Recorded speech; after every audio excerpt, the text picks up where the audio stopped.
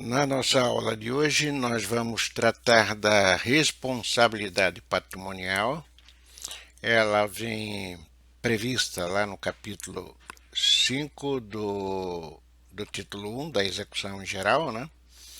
E os dispositivos legais que disciplinam essa matéria são os artigos 789 a 796 do Código de Processo Civil.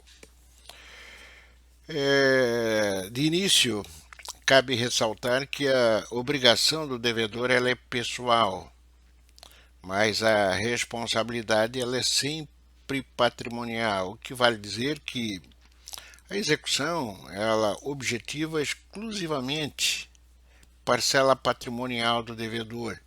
Sem patrimônio não há que se falar em execução. A responsabilidade patrimonial ela vem muito bem definida no artigo 789 do CPC, que reza o seguinte: o devedor ele responde com todos os seus bens, presentes e futuros, para o cumprimento de suas obrigações, salvo as restrições estabelecidas em lei. Bem, é importante se ressaltar que as restrições definidas no nosso ordenamento jurídico são aquelas que se referem aos bens impenhoráveis ou inalienáveis, cuja gradação vocês encontram lá no artigo 833 do CPC e seus incisos, parágrafos, que eu inclusive estou apontando aqui no nosso slide, mas que serão objeto de estudos por ocasião da análise da expropriação e da penhora propriamente dita. Então, o que vale ressaltar, a execução ela é sempre direcionada contra o patrimônio do devedor e não contra a pessoa do devedor.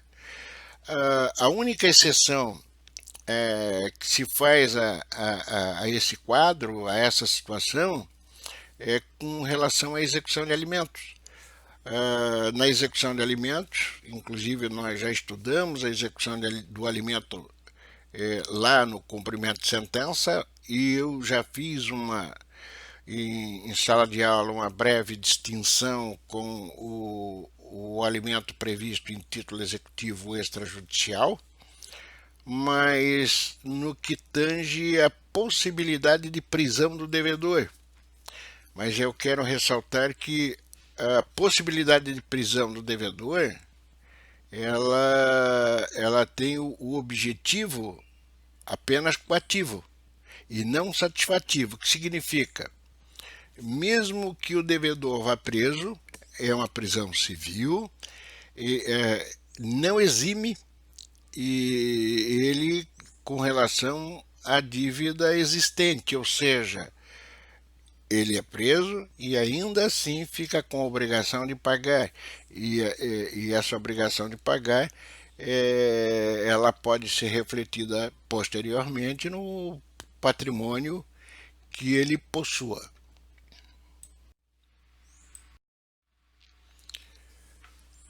Além do patrimônio do devedor, o nosso Código de Processo Civil, lá no artigo 790, ele também estabelece que estão sujeitos à execução os bens. E aí vamos, caso a caso, analisar para vocês. Em primeiro lugar, do fiador. O fiador é um devedor. É um devedor comum. Alguns doutrinadores, inclusive, eles estabelecem, eles afirmam que o fiador é o devedor principal, porque a dívida contraída acaba realmente se aperfeiçoando juridicamente em função dele, que é o garantidor. Ou seja, ele se obriga perante o credor a cumprir a obrigação assumida pelo seu afiançado. caso ele não o faça. Ou seja, é ele que diz para o credor: olha, se ele não pagar, pago eu.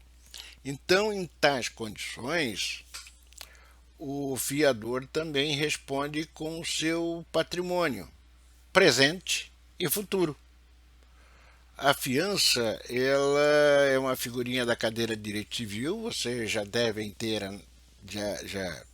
já estudaram por ocasião das obrigações, contratos e obrigações, né? E é decorrente de um título extrajudicial, porque ela surge através de um pacto convencional com regras bem definidas que precisam ser atentamente analisadas e observadas. Em especial, tem dois pontos fundamentais dentro da fiança que na sua formação ela precisa ficar muito bem definida, que é se ela está sendo constituída com renúncia ou não do chamado benefício de ordem. Esse quadro e essa situação assume especial relevância, principalmente caso o fiador venha a ser executado e sofra a apreensão judicial dos seus bens. Através desse benefício de ordem, se entende uma prerrogativa legal que é conferida ao fiador de ver antes de ser expropriado os seus bens, que os bens, que ele possa indicar bens do devedor livres e desembargados de ônus na comarca da execução, para que eles primeiro sejam expropriados, discutidos como forma a lei, como bem define a lei. Mas para que isso ocorra, ele tem que realmente ter não renunciado ao benefício de ordem. Se ele renunciou, só cabe a ele uma situação para evitar que o seu patrimônio seja expropriado. Expropriação é a transformação do bem em dinheiro para satisfação do direito do credor. Nesse caso, ele paga a dívida e se subroga nos direitos do credor, e no mesmo processo, ele, em regresso, ele poderá executar o seu afiançado. É a regrinha que você observa lá no artigo 794, caput do parágrafos 1º a 3º do CPC. Então, o benefício de ordem é fundamental. Se ele tiver renunciado, ele, fiador, os bens dele serão penhorados, expropriados, e a única forma dele se sair com relação a essa situação de retirar o patrimônio dele da asta pública, quer dizer, a venda pública dos seus bens para pagamento da execução, é simplesmente pagar a dívida. Agora, se ele não tiver renunciado, ele pode se utilizar desse benefício de ordem e requerer que sejam primeiro escutidos os bens do devedor ou do seu afiançado. Mas, para que isso ainda seja possível, ele terá que indicar bens livres e desembargados de ônus na comarca da execução. Outra situação são os bens do sucessor a título singular. Tratando-se de execução fundada em direito real ou de obrigação rei persecutória, os bens que o devedor vier a receber em função da sucessão poderão ser objeto de constituição judicial por força do processo executivo. É óbvio que a sucessão, a execução, a constrição patrimonial, ela se limita sempre dentro daquilo que você receber. Nem mais, né, nada mais daquilo que você recebeu pode ser executado. O que nos cabe aqui definir, para um melhor entendimento, embora vocês já tenham estudado, a distinção entre uma ação de direito real ou uma obrigação rei persecutória. Né? Já for objeto de estudo, mas nunca é demais relembrar, né? Então, a distinção pura e simples é a seguinte: no direito real, o autor busca a tutela para reconhecimento do domínio ou da posse de bem móvel ou imóvel contra quem não o quer reconhecer, como, por exemplo, podemos citar manutenção, reintegração de posse, que são as ações possessórias, né? Ação de reconhecimento do domínio ou de usufruto. O reconhecimento do domínio seria o uso capião, né? E dentre outras.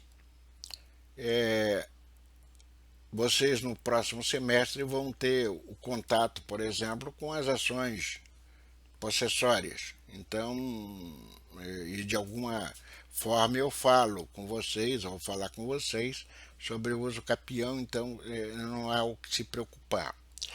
Já nas obrigações rei persecutórias, a busca é pela restituição, ou seja, é o movimento processual através do qual o credor persegue uma coisa em decorrência de relação obrigacional não cumprida pelo devedor.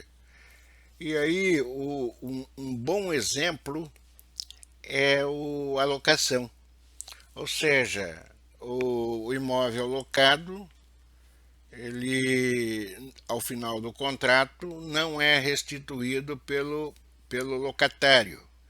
Então, essa é uma ação, é uma obrigação persecutória. O mesmo quadro pode se dar com comodato. Comodato, vocês já estudaram, empréstimo de uso gratuito de bem. Então, é a mesma regrinha. Não devolveu o bem quando solicitado ou requerido pelo comodante, melhor dizendo, né? Essa é uma obrigação rei persecutória e que pode ser objeto também de execução. Os bens do sócio também podem ser objeto de constrição judicial, de penhora, também respondem. Mas aqui merece alguns comentários para deixar bem claro esse quadro e essa situação. Então vejam, ou seja, estudaram as sociedades comerciais, civis, né, e sabem que elas possuem personalidade jurídica, possuem patrimônio próprio, cada qual dentro do seu modelo jurídico, legislação atinente e responsabilidades decorrentes da sua constituição, seu ramo de negócio ou coisa que o valha.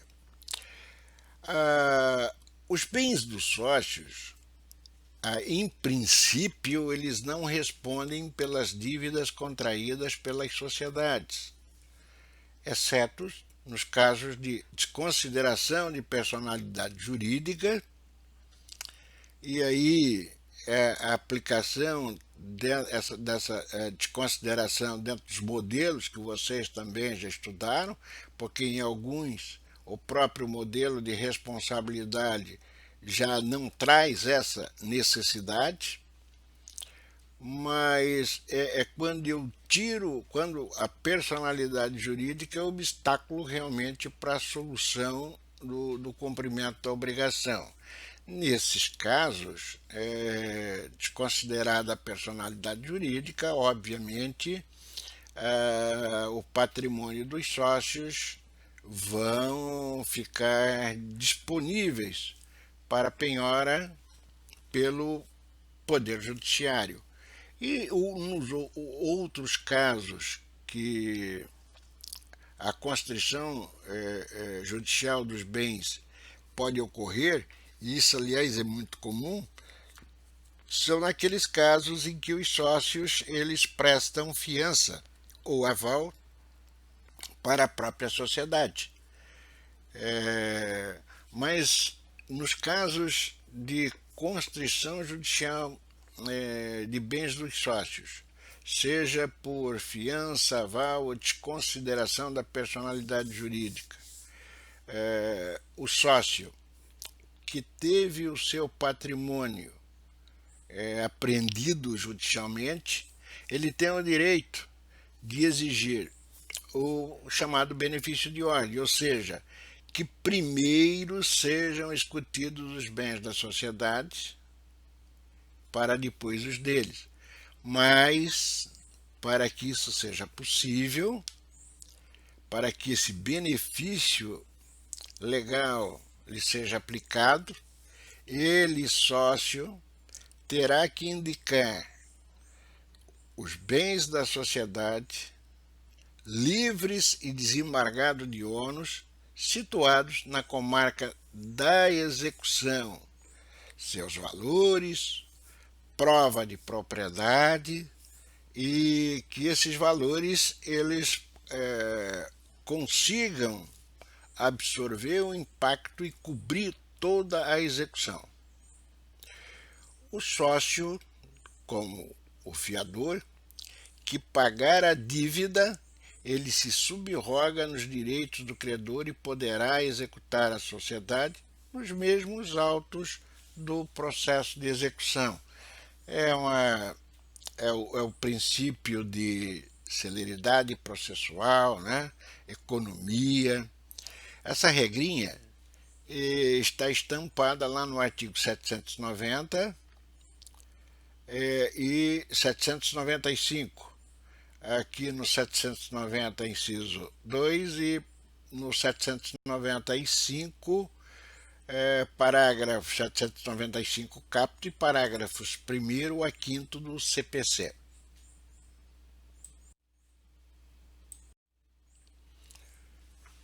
Os bens do cônjuge ou companheiro, é óbvio, um cônjuge é responsável pela dívida do outro. É claro que há que se observar o regime de casamento, o regime de separação, por exemplo, de bens não é afetado pela execução. O artigo 1687 do Código Civil, ele estabelece que no regime de separação de bens, cada cônjuge mantém a sua autonomia financeira, administrando os seus bens e dando a eles a destinação que melhor provier, ou seja, sem interferência do outro. Nos demais regimes, há que ser respeitado a sua formação. Por exemplo, se há pacto antinupcial, se não há pacto antinupcial, se os bens que cada um deles trouxe para o casamento vai integrar essa nova sociedade que se estabelece ou não. Bom, mas são regrinhas de direito civil e que elas podem e devem ser respeitadas, né? E que não nos cabe aqui agora discutir, porque obviamente já amplamente foi discutido pelo professor da matéria. Mas existem alguns detalhes que protegem o cônjuge ou companheiro com relação à sua ameação. Em especial se a dívida contraída pelo outro não era do seu conhecimento e se ele também não se beneficiou dessa dívida. Então, nesse momento, ele pode ir a juízo e tentar defender a sua meação através da figurinha dos embargos de terceiro, que é um procedimento especial previsto no artigo 674 a 681 do CPC e que será objeto de estudo lá por ocasião, no 7º semestre do estudo dos procedimentos especiais. Há que se ressaltar ainda que, reconhecido o direito do cônjuge alheio à execução, se o bem penhorado for indivisível, a sua quarta parte recairá sobre o produto da alienação dos bens, ou seja, do dinheiro que for resultado da asta pública ou da venda.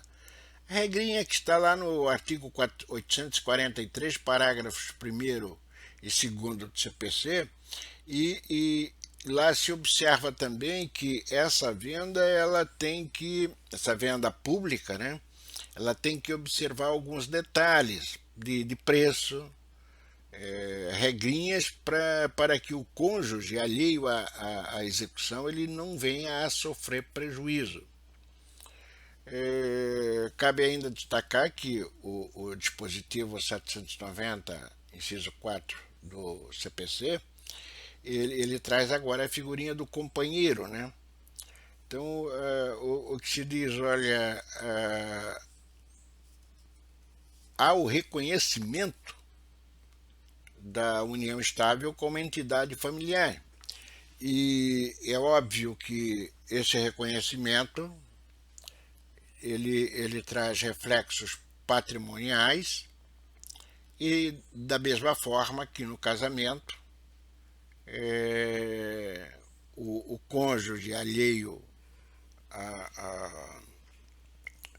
à execução ele pode também defender a sua meação, além do que há que se nas uniões estáveis de direito há que se observar as regras do pacto, se elas estão bem definidas, mas tudo isso é fundamental para que, no momento da execução, o exequente também possa fazer o seu direcionamento com relação à parcela patrimonial adequada, porque os embargos de terceiro, nesse caso, poderão trazer a ele efeitos ruins e não em que nada iria beneficiar o processo de execução.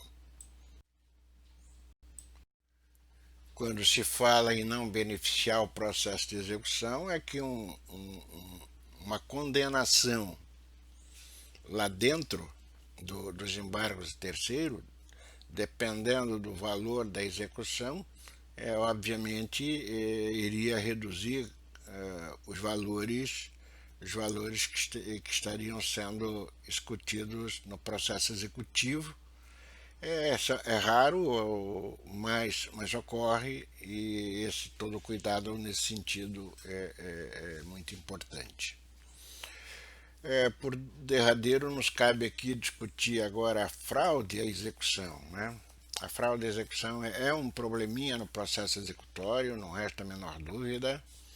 É uma figura com que constantemente se depara em nossos tribunais e ela é repudiada com veemência em todas as esferas do nosso judiciário. O que é uma fraude à execução? São atos praticados pelo devedor no curso do processo de conhecimento ou no curso do processo de execução. E esses atos têm por objetivo justamente impedir ou retardar que o credor possa lograr êxito na satisfação do seu direito. E aí, gente, tem uma infinidade de atos que praticados pelo devedor que poderíamos aqui relacionar, mas vamos simplificar e mencionar alguns. Por exemplo, a alienação. Alienação é venda, né? A venda de qualquer bem no decorrer desse processo é um ato fraudulento. Doação, por exemplo, doação ela é tida no nosso ordenamento jurídico como o caminho da fraude. É uma figura importante quando é realizada dentro dos preceitos legais, né? Mas dentro do processo executivo é o caminho da fraude. Quando você pega um bem e entrega ele para constituição de direito real, hipoteca, penhor, alguma coisa nesse sentido, objetivando realmente com que esse bem ele fique garantido para uma instituição ou coisa que o valha, mas e objetive e impeça que a penhora sobre ele seja realizada. São atos fraudulentos, ou seja, é um mecanismo, poderíamos citar outros, mas são ardis praticados pelo devedor para impedir realmente sucesso. Ou se observarem lá o artigo 792, nos seus incisos ele faz, ele traça uma relação daquilo que ele considera fraude à execução. Vamos aqui destacar, por exemplo, algumas situações que, que dentro dele se faz necessário, porque o que se pensa é o seguinte: como é que fica a situação do terceiro, como é como é que se deve portar o terceiro que, que agiu de boa fé com relação a essas operações. Então vejam, o 792 ele caracteriza, ele diz que a fraude é considerada fraude à execução quando sobre o bem pender ação fundada em direito real ou a pretensão repercussória que nós já vimos anteriormente, desde que a pendência do processo tenha sido, que na pendência do processo tenha sido averbada, ou no respectivo registro público, se houver. Mas hoje está bem pacificado que a penhora por si só, lavrada e com a intimação do devedor, é suficiente para caracterizar qualquer ato de alienação posterior, que isso possa ser caracterizado, por exemplo, que não, já seja caracterizado como fraude à execução. Outra situação, quando tiver sido averbada, registrada, né, o registro do bem na pendência do processo de execução, lá no órgão competente, que a execução existe, o valor bonitinho com a caracterização das partes. E ainda quando ao tempo da alienação ou oneração, tramitava contra o devedor ação capaz de levá-lo à insolvência. O que vale dizer, o cidadão, o devedor, ele pode, ele não está impedido de vender os seus bens, de negociar ou coisa que o vale. O que diz a lei? Você tem que resguardar, você tem que reservar bens suficientes para garantir a execução. É isso que ele está dizendo. Agora, que se frise, aí agora analisando alguns pontos que são importantes aqui destacar. Bens que passaram para terceiro, como é que fica isso? Esse ato de disposição, esse ato de venda, essa alienação, a princípio, ela é perfeitamente válida. Só que ela é ineficaz com relação ao credor. Está lá no parágrafo 1º do inciso 5 do artigo 792. Não é nulo, não é anulável, é apenas ineficaz. O que vale dizer, dentro da execução, basta que eu comunique, eu, credor, comunique através do meu advogado ao juiz que isso ocorreu, que ele já considera o ato ineficaz, puro e simples. No caso das sociedades e sócios, sempre tem um problema. Quando é que vai ser caracterizado fraude à execução? Porque conhecia, não conhecia, a partir de que momento esse dado é importante se ter conhecimento? Então, veja, a desconsideração da personalidade jurídica, ela se efetiva, ela se caracteriza a partir da citação da parte, né, do sócio, cuja responsabilidade se pretende desconsiderar. Então, naquele momento, ele foi citado, empresa, sócio, que a personalidade foi desconsiderada a partir dali.